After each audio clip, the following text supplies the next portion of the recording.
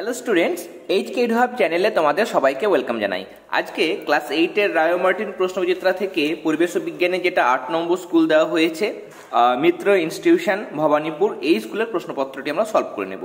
দেখো, ফিজিক্যাল সায়েন্সের পার্ট আমাদের প্রথমটা, একের দাগের প্রথম যেটা এমসিকিউ, কোনো মৌলের সঙ্গে অক্সিজেন যুক্ত হওয়ার বিক্রিয়াটি হলো সেটা হচ্ছে জারণ, তাই না? অক্সিজেন বা অক্সিজেনের মতো তড়িৎ ঋণাত্মক মৌল যেমন ক্লোরিন, সেগুলো যুক্ত হওয়া হচ্ছে জারণ, বা হাইড্রোজেন বেরিয়ে যাওয়া, সেটাও কিন্তু জারণ। আলুর মধ্যে থাকা কোন এনজাইম অনুঘটক হিসেবে কাজ করে? ক্যাটালেজ।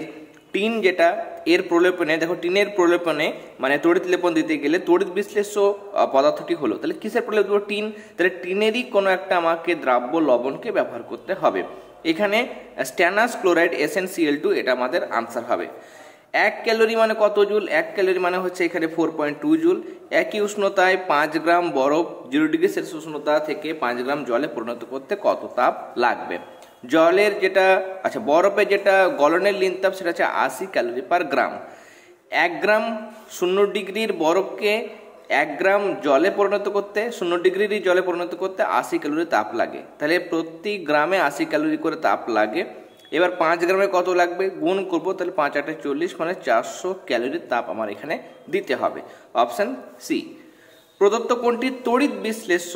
তড়িৎ বিশ্লেষ্য মানে যার মধ্যে দিয়ে তড়িৎ পাঠালে সেগুলো ক্যাটায়ন অ্যানায়নে ভেঙে যায়, নিয়ে তড়িৎ পরিবহন করে এবং রাসায়নিক পরিবর্তন ঘটে নতুন ধর্মবিশিষ্ট পদার্থে পরিণত হয়।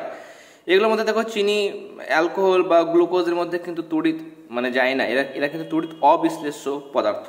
কিন্তু নুন যদি আমরা দেখি, খাদ্য লবণ যেটা আমরা খাই NaCl, সেটা তড়িৎ বিশ্লেষ্য, Na+Cl- আয়নে ভেঙে যায়। ড্রাই সেলের বিভব পার্থক্য কত হয়? এখানে ড্রাই সেলের বিভব পার্থক্য মনে রাখবে +1.5 ভি মানে হচ্ছে ভোল্ট। ওকে। বজ্রপাত বেশি হয় কোন সময় বজ্রপাত বেশি হয়? বর্ষাকালে, যেহেতু প্রচণ্ড ঝড় বৃষ্টি হয়। লিন তাপ প্রযুক্ত হলে বস্তুর কি হয়? সেখানে শুধুমাত্র অবস্থান্তর হয়, মানে অবস্থার পরিবর্তন, কঠিন থেকে তরল বা তরল থেকে গ্যাস, বা গ্যাস থেকে মানে বাষ্প থেকে বা গ্যাস থেকে তরল বা তরল থেকে কঠিনে পরিবর্তন হয়। উষ্ণতা কিন্তু অপরিবর্তিত থাকে। এরপর 2 দাগের প্রশ্নগুলো সলভ করবো। প্রথম প্রশ্ন দেখো, বজ্র নিরোধক কাকে বলে? টেক্সট বুক থেকে লিখতে চাইলে 155 পাতা তোমরা ওপেন করো, এখানে তোমরা লিখতে পারবে যে বজ্র নিরোধক, দেখো বজ্রপাত থেকে বাড়ি এবং বাড়ির মধ্যের বৈদ্যুতিক সরঞ্জাম রক্ষা করার একটি ব্যবস্থা হলো বজ্র নিরোধক, এরকমভাবে লিখবে। আর পরের প্রশ্ন, এখানে অনুঘটকের বৈশিষ্ট্য, এগুলো সব তোমরা টেক্সট বুকের মধ্যে পাবে, পেজ নাম্বার 88। অনুঘটকের বৈশিষ্ট্য এখানে দেওয়া হয়েছে। 2 নম্বর বা 3 নম্বরের জন্য তোমরা প্র্যাকটিস করবে। কেমন? এখানে 1 নম্বরের জন্য তোমরা একটাই লিখবে যে অনুঘটক রাসায়নিক বিক্রিয়ায় অংশগ্রহণ করে কিন্তু বিক্রিয়া শেষে আবার তাকে ফিরে পাওয়া যায়, মানে বিক্রিয়া শেষে অপরিবর্তিত থাকে। তাপমোচী বিক্রিয়ার উদাহরণ, এটা পেজ নাম্বার 91। তাপমোচী বিক্রিয়ার উদাহরণ তোমরা যে কোনো দিতে পারো, যেমন এটা পোড়াচুনের মধ্যে জল মেশালে সেক্ষেত্রে কলিচুন এবং প্রচুর পরিমাণে তাপ উৎপন্ন হয়। এটি একটি তাপমোচী রাসায়নিক বিক্রিয়ার উদাহরণ। নিয়ে সমীকরণটা দেবে CaO calcium oxide plus H2O তৈরি হচ্ছে CaOH প্লাস তাপ। এরপরে দেখো 4 নম্বর প্রশ্ন, জারণ কাকে বলে? প্রান্তিকের পেজ নাম্বার 130। যে রাসায়নিক বিক্রিয়ায় কোনো মৌল বা যৌগের সঙ্গে অক্সিজেন বা অন্য কোনো তড়িৎ ঋণাত্মক মৌল বা মূলক যুক্ত হয়, কিংবা কোনো যৌগ থেকে হাইড্রোজেন বা হাইড্রোজেনের মতো কোনো তড়িৎ ধনাত্মক মৌল বা মূলক অপসারিত হয়, তাকে জারণ বলে। পরের প্রশ্ন, একটি পদার্থের উদাহরণ দাও যা একটি ধনাত্মক অনুঘটক এবং কঠিন জারক। আনসার হবে ম্যাঙ্গানিজ ডাইঅক্সাইড। আমি শুধু সংকেতটা লিখছি, কেমন?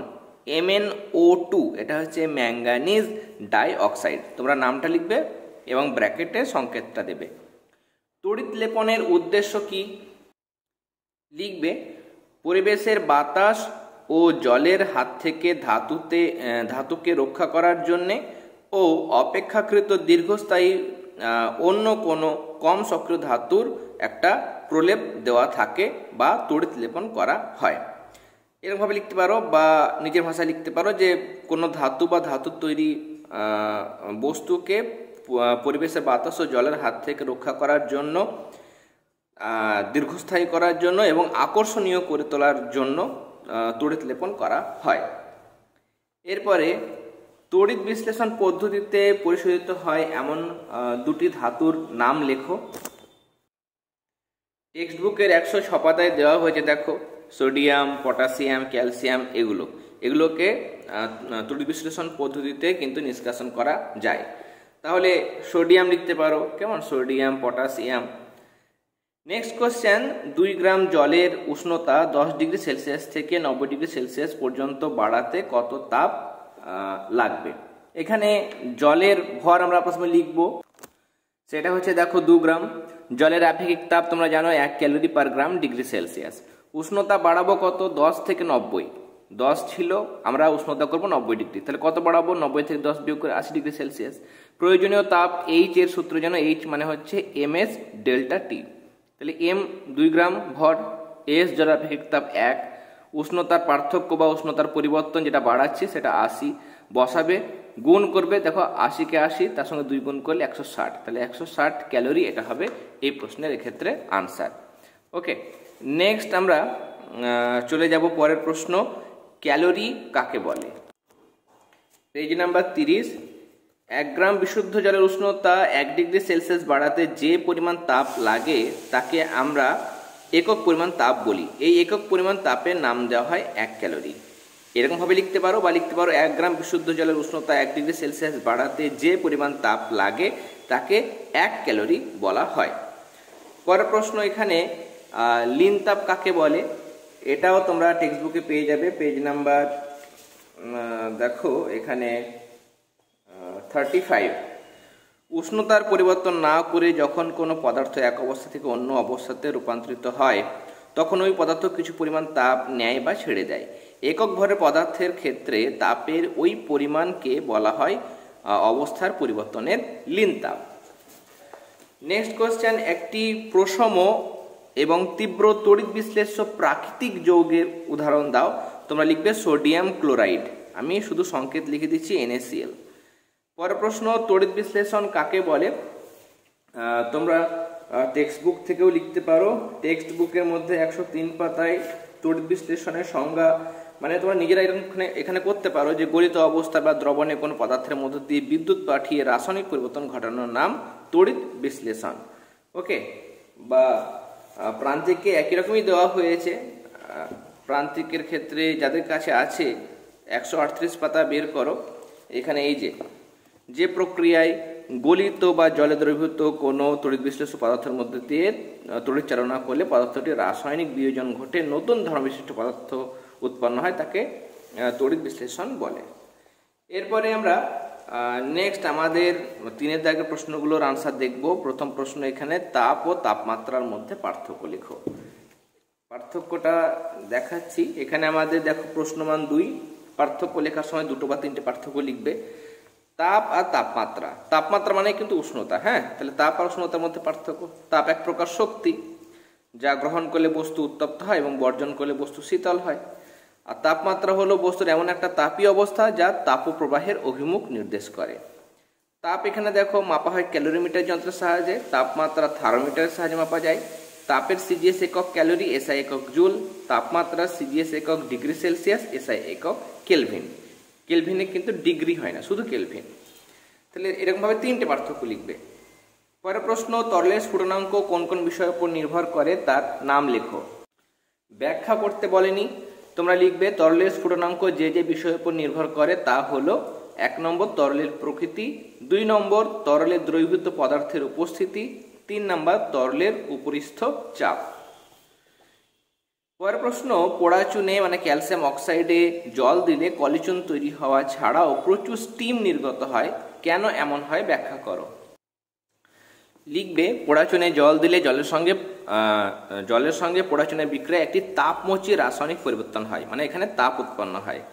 তাই বিক্রিয়া পাত্রে প্রচুর তাপ উৎপন্ন হয়। উৎপন্ন তাপের প্রভাবে কিছু পরিমাণ জল জলীয় বাষ্পে পরিণত হয়, তাই প্রচুর স্টিম উৎপন্ন হয়। CaO calcium oxide plus H2O মানে জল, সমান চিহ্ন দিয়ে CaOH হোল টুয়াইস, এটা হচ্ছে কলিচুন প্লাস তাপ। পরের প্রশ্ন, এখানে জারক ও বিজারক দ্রব্যগুলি লেখো। এগুলো সব আমাদের ক্লাস দেওয়া হয়েছে 2.3 চ্যাপ্টার এবং 2.4 চ্যাপ্টার। 2.4 চ্যাপ্টার আমাদের দেওয়া হয়ে গেছে তড়িতের রাসায়নিক প্রভাব। এগুলো বোর্ডে খুব সহজ করে বুঝিয়ে দিয়েছি এবং আগে বাদবাকি যে চ্যাপ্টারগুলো আছে সেগুলো কিন্তু আমরা নোটস প্রোভাইড করেছি। যারা ক্লাসগুলো দেখোনি, আমি প্লেলিস্টের লিঙ্ক, আমাদের ক্লাস 8-এর পরিবেশের বা সায়েন্সের প্লেলিস্টের লিঙ্ক এই ভিডিও ডিসক্রিপশন বক্সে দিয়ে দিলাম, সেখান থেকে অবশ্যই ক্লাসগুলো দেখে নিও, তাহলে যে কোনো প্রশ্নের আনসার তোমরা করতে পারবে। Fe2O3 ফেরিক অক্সাইডের সঙ্গে অ্যালুমিনিয়ামের বিক্রিয়ায় আয়রন এবং Al2O3 তৈরি হয়।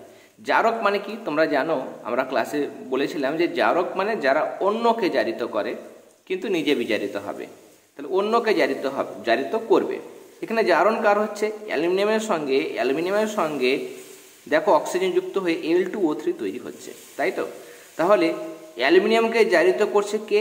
Fe2O3। তাহলে Fe2O3 এখানে কি হয়ে যাবে? জারক হয়ে যাবে, যেহেতু সে অ্যালুমিনিয়ামকে জারিত করছে। আর নিজে দেখো Fe2O3 থেকে অক্সিজেন বেরিয়েছে, মানে বিজারণ হচ্ছে, তাহলে নিজের বিজারণ হচ্ছে। তাহলে এই যে বিজারণটা হয়ে যায়, বিজারণটা ঘটাচ্ছে কি? অ্যালুমিনিয়াম Fe2O3 কে আয়রনে বিজারিত করছে, তার জন্য অ্যালুমিনিয়াম হচ্ছে বিজারক মানে যা অন্যকে বিজারিত করবে, নিজে জারিত হবে। এখানে দেখো কার্বন মনোক্সাইড যেটা, সেটার সঙ্গে অক্সিজেন যুক্ত হচ্ছে, আবার আরও একটা অক্সিজেন ছিল, দুটো হয়ে গেল, তাহলে এটা জারণ ঘটলো। জারণটা ঘটালো কে? Fe2O3 জারণ ঘটালো। তাহলে এটা Fe2O3টা হচ্ছে জারক, তাই না? Fe2O3 কার্বন মনোক্সাইডকে কার্বন ডাইঅক্সাইডে জারিত করেছে, কিন্তু নিজে Fe2O3 আয়রনে বিজারিত হয়েছে। আর এখানে দেখো Fe2O3 তো এখানে কি ঘটলো? অক্সিজেন বেরিয়ে গেল, মানে বিজারণ ঘটলো। সেই বিজারণটা কে ঘটালো? এখানে তো দুজন আছে, দুজনের মধ্যে এর বিজারণ ঘটালো কে? না তো এ। তাহলে এ হচ্ছে বিজারক, কারণ এ Fe2O3 কে বিজারিত করেছে, অথচ নিজে জারণ ঘটেছে। ওকে, তাহলে এটা জারক, এটা বিজারক, সবগুলো লিখবে। আর যখন নিচে লিখবে জারক, তখন তোমরা কিন্তু নামগুলো লিখে দেবে, কেমন? এটা ফেরিক অক্সাইড, এটা অ্যালুমিনিয়াম, এটাও ফেরিক অক্সাইড, এটা কার্বন মনোক্সাইড। 5 নম্বর প্রশ্ন, দেখাও যে জারণ বিজারণ একসঙ্গে ঘটে। রায়মার্টিনের যে উদাহরণটা দেওয়া হয়েছে সেটা তোমাদের টেক্সট বুকে নেই, তার জন্য আমি এখানে টেক্সট বুক থেকে দেখাচ্ছি, যেটা তোমাদের পরিচিত বিক্রিয়া, সেটার সাহায্যে আমরা ব্যাখ্যা করব। লিখবে কোনো পদার্থ জারিত হলে তা অন্য পদার্থকে বিজারিত করে।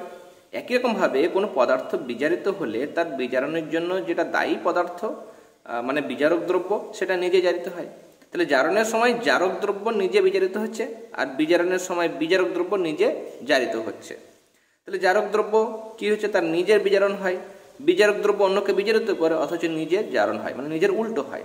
তাহলে এই ছকটাও লিখবে, কেমন? তাহলে এখান থেকে শুরু করে মানে এটা লিখবে। লেখার পরে এই যে নিচে দুটো উদাহরণ দেওয়া আছে, যে কোনো একটা উদাহরণ দিয়ে ব্যাখ্যা করবে।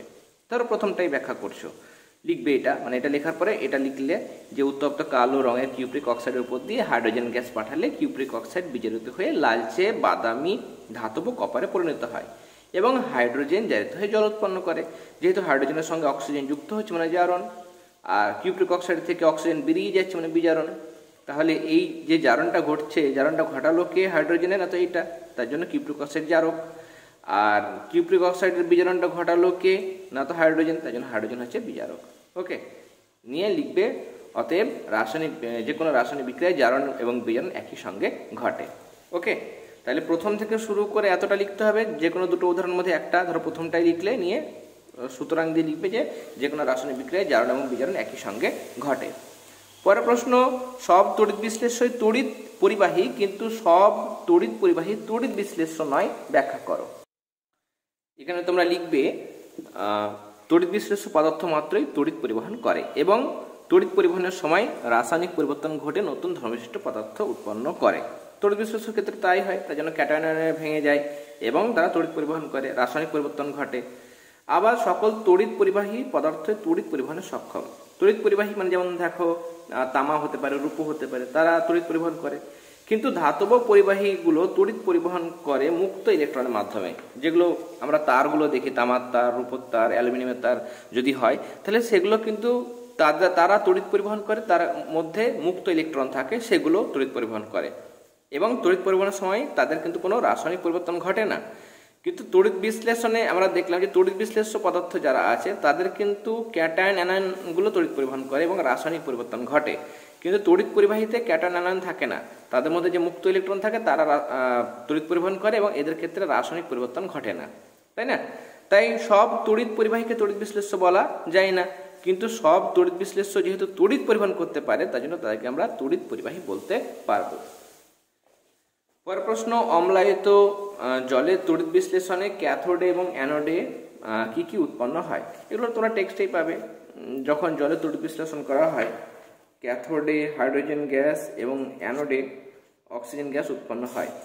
এখানে তোমরা লিখবে, এই যে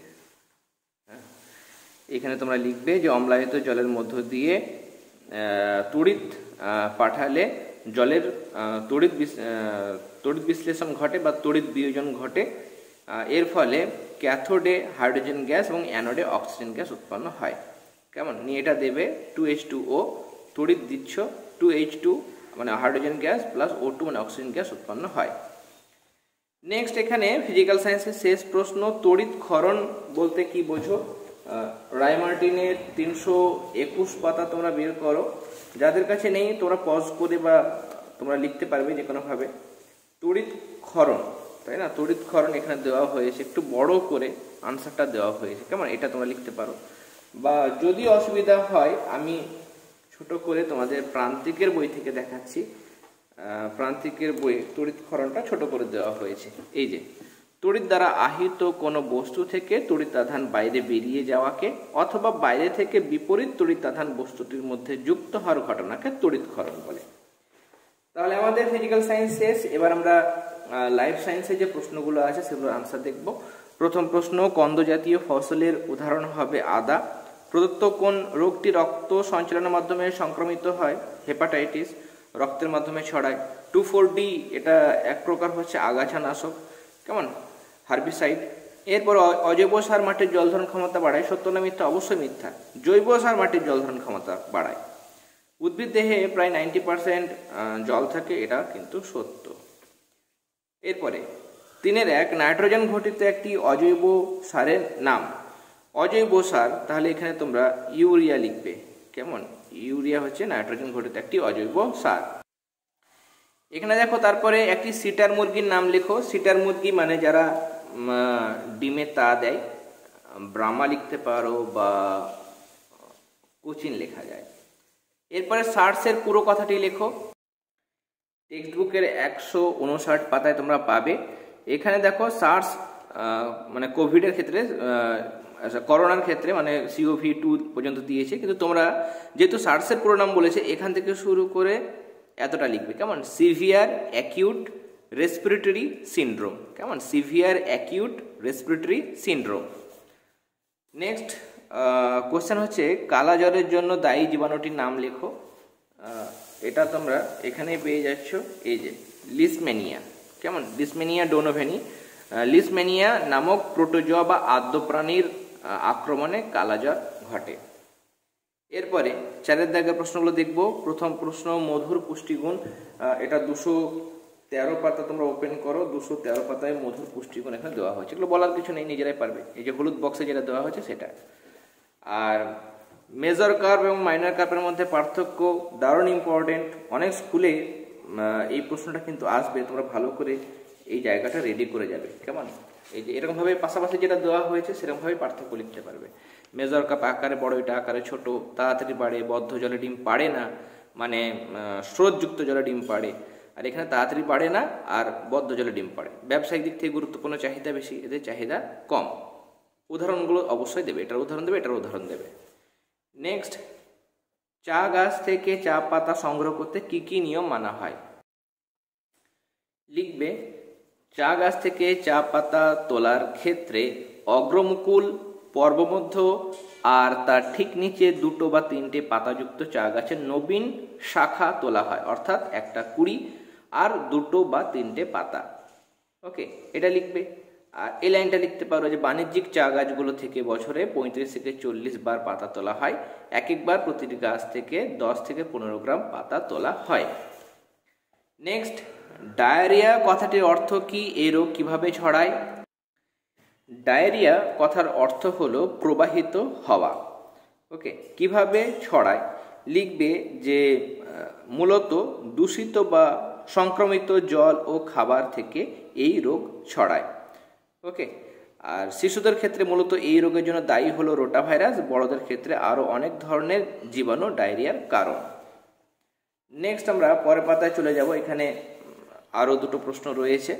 ফার্স্ট কোয়েশ্চেন 5-1, আধুনিক পদ্ধতিতে চা চাষে যে যে ধাপের মাধ্যমে করা হয়ে থাকে সেগুলির নাম লেখো। তাহলে ধান চাষের ধাপ, প্রথম হচ্ছে ধাপগুলোর নাম লিখবে শুধু, কেমন, ব্যাখ্যা দরকার নেই। বীজ বাছাই, বীজ শোধন, বীজ তলা প্রস্তুতি, চারাগাছ তৈরি, জমি তৈরি, পরপর লিখবে, কেমন। তারপর 5 নম্বর বীজ বোনা আর চারাগাছ রোপণ, 6 নম্বর সার প্রয়োগ, তারপরে অন্তর্বর্তী কর্ষণ ও পরিচর্যা, তারপর জলসেচ, লাস্টে হচ্ছে ফসল তোলা। এরপর প্রশ্ন আছে হ্যাচারি কি? প্রকৃতি থেকে মাছ চাষিদের সংগ্রহ করা নিষিক্ত ডিমগুলো থেকে ডিম পোনা তৈরি করার জন্য একটা পুকুরে রাখা হয়, এটাই হলো হ্যাচারি। শেষ প্রশ্ন চায়ের খাদ্যগুণ, দারুণ ইম্পর্টেন্ট কোশ্চেন। এগুলো কিন্তু প্রশ্ন আসে, চায়ের গুণাগুণ লেখো, বা ভেতর থেকে অনেক প্রশ্ন আসে, শর্ট কোশ্চেন আসে, সেগুলো কিন্তু তোমরা ভালো করে রেডি করবে। শর্ট কোশ্চেন করলে কিন্তু লাইফ সায়েন্সের পোর্শনটা খুবই সহজ, সেখান থেকে কিন্তু অনেক নম্বর পাওয়া যায়। এই যে চায়ের গুণাগুণ আছে, এগুলো তোমরা লিখবে। এখানে আমাদের খেয়াল করো 3 নম্বর দিয়েছে, তাই না? 3 নম্বর দিয়েছে, তাহলে কোনটা কোনটা লিখবে চেষ্টা করবে। প্রথম পয়েন্টটা, সেকেন্ড পয়েন্টটা, 3 নম্বর পয়েন্টটা দারুণ ইম্পর্টেন্ট, এবং এখানে 4 নম্বর পয়েন্টটা। তাহলে 4টে পয়েন্ট, 3 নম্বরের জন্য 4টে পয়েন্ট দেবে, কেমন। 3টে পয়েন্টে হয়ে যায়, কিন্তু 4টে পয়েন্ট লিখলে ভালো। ওকে, তাহলে আজকে আমরা 8 নম্বর স্কুলের প্রশ্নপত্রটি সলভ করে নিলাম। আজকের ক্লাসটি তোমাদের কেমন লাগলো সেটা অবশ্যই তোমরা কমেন্ট সেকশনে কমেন্ট করে জানাবে। ক্লাসটি ভালো লেগে থাকলে অবশ্যই ক্লাসটিতে লাইক দেবে, আর যারা এখনো পর্যন্ত চ্যানেলটি সাবস্ক্রাইব করনি অবশ্যই সাবস্ক্রাইব করে নিও। তার পাশাপাশি পুরনো ক্লাসগুলো তোমরা এই ভিডিও ডিসক্রিপশন বক্সে বললাম প্লেলিস্ট দিয়ে দিয়েছি, প্লেলিস্টের লিঙ্ক, বা আমাদের চ্যানেলের প্লেলিস্ট অপশনে যাবে, সেই প্লেলিস্ট অপশনে দেখবে পরপর অনেক প্লেলিস্ট দেওয়া হয়েছে, সেখানে তোমরা নিচে নিচে যাবে, নিচে গিয়ে ক্লাস 8-এর সায়েন্সের প্লেলিস্ট পেয়ে যাবে, রায়মার্টিনের প্লেলিস্টও পেয়ে যাবে। সেখান থেকে রায়মার্টিনের বা ক্লাস 8-এর সায়েন্সের প্লেলিস্ট থেকে তোমরা কিন্তু পুরনো ক্লাসগুলো অবশ্যই দেখে নিও। ওকে, তাহলে আজকের ক্লাস আমরা এখানেই শেষ করলাম। তোমরা সবাই